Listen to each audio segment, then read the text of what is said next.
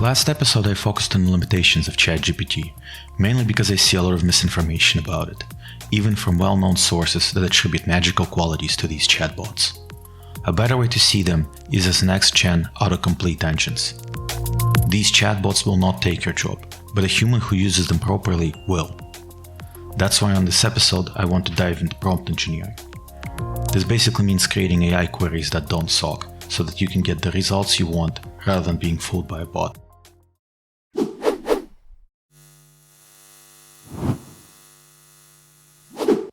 As I explained in my last video, ChatGPT is unsuitable for analytics because the answers it gives are made up. In fact, math in general is a struggle for ChatGPT. I've said this in my last video, and this has since been confirmed by Sam Altman himself. Some of the things that seem like they should be obvious and easy, these models really struggle with. So I haven't seen this particular example, but counting characters, counting words, that sort of stuff, that is hard for these models to do well the way they're architected. This architectural limitation will not be solved by GPT-4, 5, or even 10. It's architectural, which means the best they can hope for is to add workarounds. In theory, however, it is possible that the error will become so small that eventually it will become insignificant, kind of like floating point error. But that's unlikely given the diminishing returns involved in improving the accuracy. This means that hallucinations will never really go away. A hallucination is when AI gives you a confident response that's wrong and then continues to use it as basis for further responses without questioning whether that data is valid. Since your entire chat session is used as context, it's very easy to get into that state.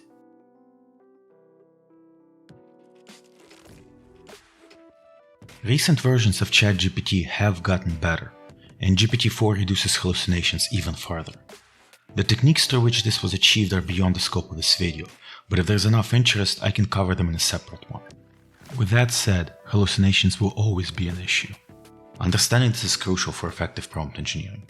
Knowing how to interpret ChatGPT output is just as important as knowing how to provide good input. Before we dive deeper into prompt engineering, let's take a step back to understand what prompt engineering actually is. We'll start with the definition given to us by ChatGPT itself, which immediately highlights the problem I was talking about in the last video. You had one job! In a world of neural networks, the word fine-tuning has a specific meaning, and this is not it. Fine-tuning is a much more expensive operation typically not done by the end user. We'll call this uppercase fine-tuning. The fine-tuning reference here is just basic prompt tweaking. Ironically, even ChatGPT is aware of this, just not in the context of prompt engineering. A human fluent in this field would never mix the two to avoid confusion which ChatGPT just caused. While its answer is not semantically wrong, it's wrong from the terminology perspective, in a way that's only obvious to someone who already understands this topic. Ironically, the very thing that leads students to cheat on their homework by using ChatGPT is the same thing that leads them to getting caught: their own apathy towards the subject they're cheating on. Without human input, ChatGPT is just a faster way to get a passing grade. Its default response is mediocre, not because of the content, but because of its writing style. It's generic, average, predictable. Exactly what you would expect of an autocomplete engine. A good way to describe it is that of a competent high school student. It takes the template given to it by the teacher and fills in the blanks. ChatGPT has no style of its own. It's a rough draft generator. An expert will use the rough draft as a starting point. A noob will just hand the rough draft in. This is why ChatGPT makes experts more valuable, not less. And this is why you still need a real lawyer to do actual law stuff. Luckily for us, if the answer is flawed, we can always have ChatGPT regenerate it, even with the same prompt. The second answer is better, so we'll go with that. Keep in mind that prompt engineering is not specific to ChatGPT. It's a way to talk to any NLP model, so some of these steps work differently with ChatGPT compared to other tools. To keep this video short, we'll only focus on ChatGPT for now. We can summarize this process in 3 phases. Step 1 is to create an initial set of prompts. This is where you figure out how to ask the question to solicit a decent answer, discarding prompts that lead nowhere. With ChatGPT, asking the question directly is often good enough. With other models like DaVinci or DALL-E, you may need to iterate a few times. Getting a solid starting base is key here. This will serve as the scaffold for your prompt. Once you're happy with the basic response, it's time to massage it. This workflow is often iterative, both with ChatGPT as well as other language models. This is where you can point out inconsistencies with ChatGPT response or bugs in its code to see how it will address them. This is the prompt tuning step we spoke about earlier. One thing to keep in mind is that ChatGPT doesn't actually remember your previous messages, even if it seems that way from the responses. Instead, your entire conversation is resubmitted each time you send a new message. This is more clear if you use the OpenAI API rather than the web-based chat window. Naturally, this gets more expensive as the conversation goes on, and eventually ChatGPT will start either ignoring or misinterpreting instructions. The length of the conversation ChatGPT can track without getting confused is called the context window. For GPT-3, which ChatGPT is currently based on, this window is 4,000 tokens, or roughly 3,000 words. For GPT-4, which will power ChatGPT soon and is already available to users with Plus subscription, the context window is 32,000 tokens, allowing it to process 8 times more text. The last part varies from version to version, and not all of them are applicable to ChatGPT itself. The concept of knowledge graphs, for example, doesn't apply. I'm not going to pretend that this is some novel process ChatGPT is describing here. The phases we covered are basically creative writing in a nutshell. Wait, are you telling me that in order to generate good content with ChatGPT, I first need to be able to generate good content without it? Yes, that's what I've been telling you all along. It's not a tool that replaces your skill. It's a tool that enhances it. Many of you are probably wondering if prompt engineering is even a legitimate field or just another buzzword with the word engineering slapped on to make the modern equivalent of basic Googling sound fancy. After all, everything sounds more formal with the word engineering tacked on. I like to think of these new chatbots as the equivalent of a calculator for your creative writing. Any novice can do basic arithmetic on it, but it takes a real veteran to use its advanced features. Jokes aside, I do believe the field is legitimate, but not if your knowledge of prompt engineering stops at the prompt itself. All these pre-made prompt templates floating around the web are no more useful than someone else's Excel spreadsheet. In the time it takes you to find the template you want, you'd be better off building your own. But to do so, you'd actually need to understand a thing or two about the underlying mechanism. As the knowledge locked inside this machine gets increasingly more vast and nuanced, navigating through this maze will become more complex. Asking an incorrect question could lead you down the wrong path. Even correct questions could lead you down the wrong path if you use the wrong word choice. If generative AI is a library of Babel where one could generate any book imaginable, then your prompt is the equivalent of a Dewey Decimal System. Your word choice controls which section of the library you end up in. It's not hard to see why the system is just as prone to echo chambers as Reddit. The difference is that with Reddit, you at least know which subreddit you're in. With generative AI, you can only guess based on its responses. Now that we understand the basics, let's talk about some strategies for building good prompts. The most obvious one is word choice. As mentioned before, these chatbots are just super powerful autocomplete engines. Using context-specific language is a good way to filter your completions to information sources that use similar verbiage. Think of this like teleporting to the desired context. This is called language conditioning, and it's a double-edged sword, since your choice of language can also bias the chatbot towards a particular viewpoint. Navigating around these echo chambers without getting trapped in them is one of the skills you'll need to develop. And if we've learned anything from the recent events, it's that most people suck at this. The length of your question also affects the quality of the answer. A short prompt makes it easier for ChatGPT to understand your intent, but that doesn't guarantee a good result. I don't think this joke is about atoms. Being more specific usually results in a better answer, unless it gets censored by the entity controlling the AI. They're of course doing it to protect the consumer. Let's try a few more examples. Crap. Crap, mega crap.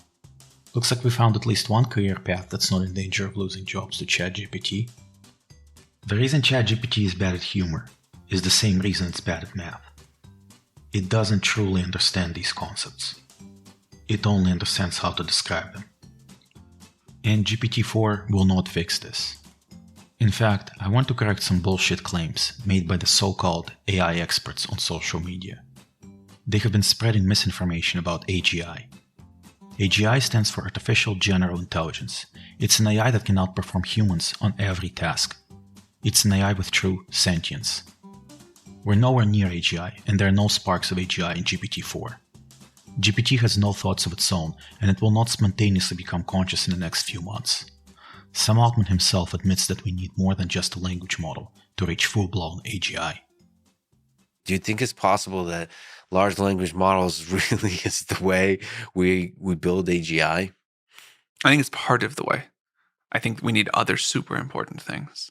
A system that cannot go significantly add to the sum total of scientific knowledge we have access to, kind of discover, invent, whatever you want to call it, new fundamental science, is not a super intelligence. And to do that really well, I think we will need to expand on the GPT paradigm in pretty important ways that we're still missing ideas for. But I don't know what those ideas are. We're trying to find them. We're going to have AGI within 18 months. And if you watched the Sam Altman, Lex Friedman interview, Sam Altman refers to AGI several times, but the definition seems to change. Because early in the interview, he talks about like, oh, you put someone in front of GPT-4 or ChatGPT-4, and what's the first thing that they do when, and these are his words, when they interact with an AGI, is they try and break it or tease it or whatever. And then later he says, oh, well, GPT-5, that's not even going to be AGI. So he keeps like equivocating and bouncing back and forth.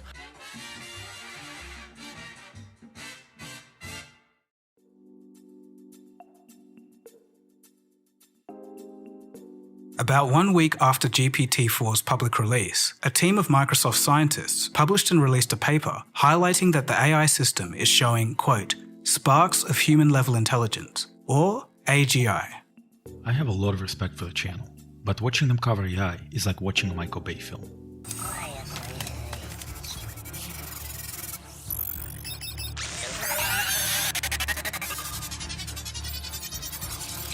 In the last Cold Fusion episode, they misquoted Microsoft researchers to make it sound like GPT-4 was already outperforming humans, when in reality, it was only outperforming ChatGPT, which we already knew.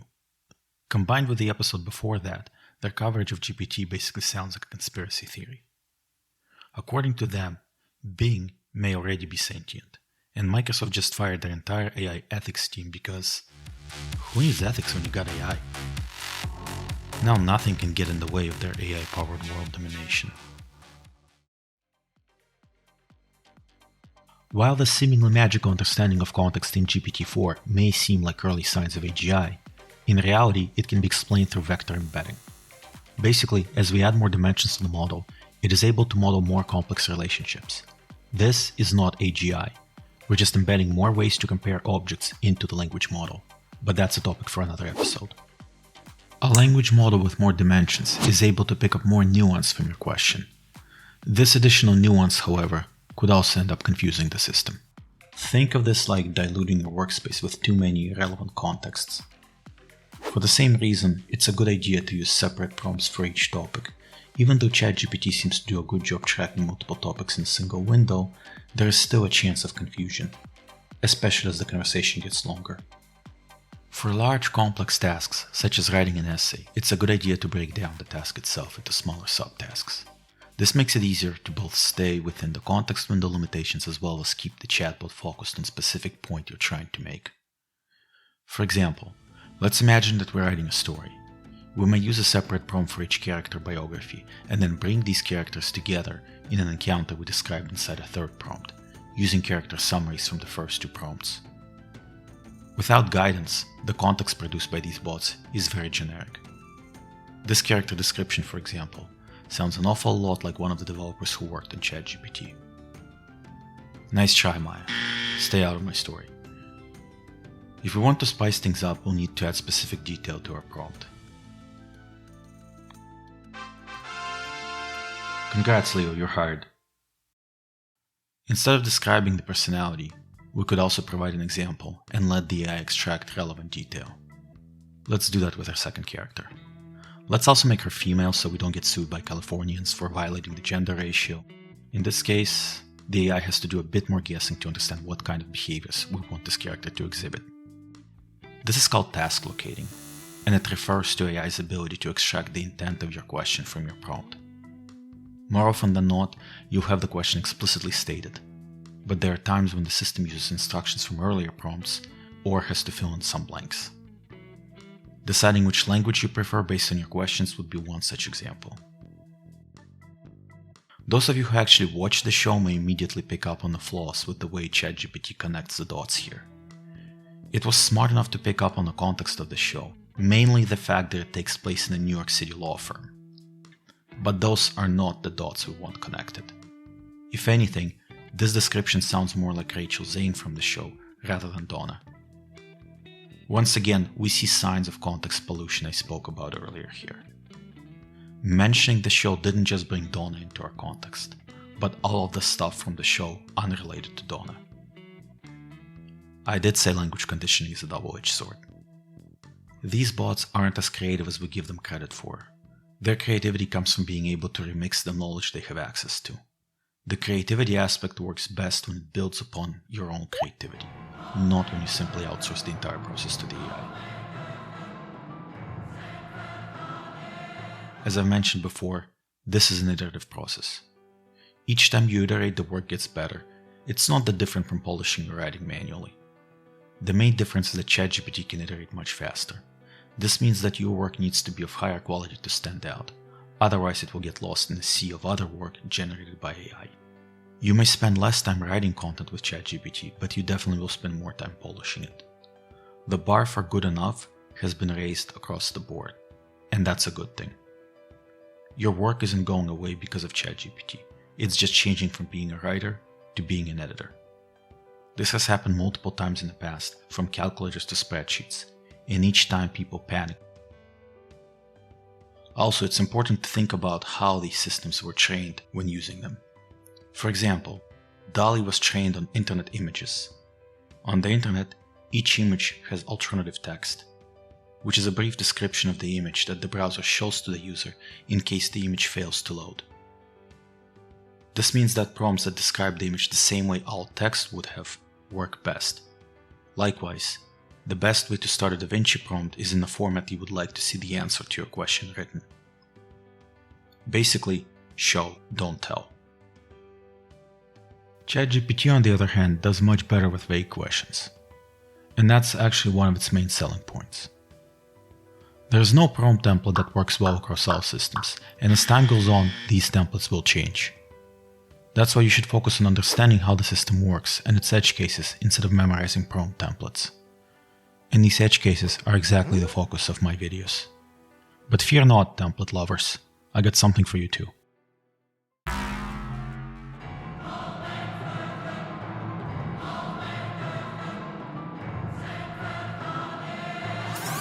Okay, I'm not going to give you prompt templates, but I will give you what I call design patterns. In software, design patterns are repeatable solutions to common problems. For example, let's say we need to make multiple versions of an object, but the setup logic for this object has to live outside the object itself. Then we'd leverage a factory pattern, which works exactly like it sounds. I like to imagine my interactions with ChatGPT the same way, in terms of patterns. I'll cover a few of my favorites in this video, and if you want to know others, you can sign up for a newsletter in the description. One of the simplest patterns is what I call a manual. You simply provide ChatGPT with context and ask a question, which is exactly what I've been doing in the prompts I've shared with you in this video. You can use this to gain basic understanding of a topic, or inquire about an edge case. As I've already mentioned before, we can't trust ChatGPT to be 100% factually correct, so be aware of that when trusting the manual. It works better for disproving something than proving it, and accuracy starts going downhill if you mix contexts.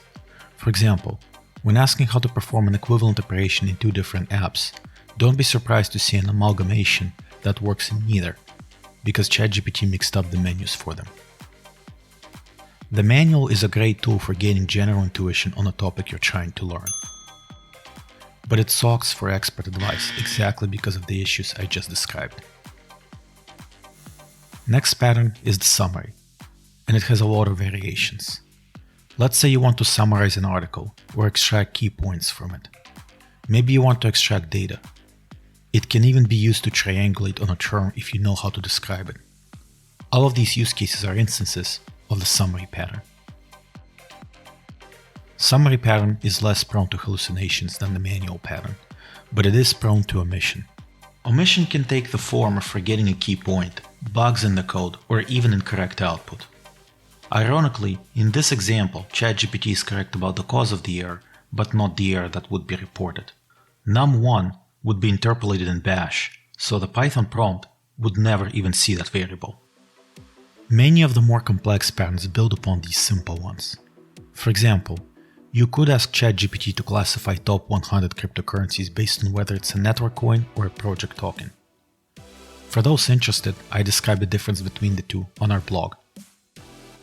This classification pattern is basically a summary pattern followed by a manual pattern.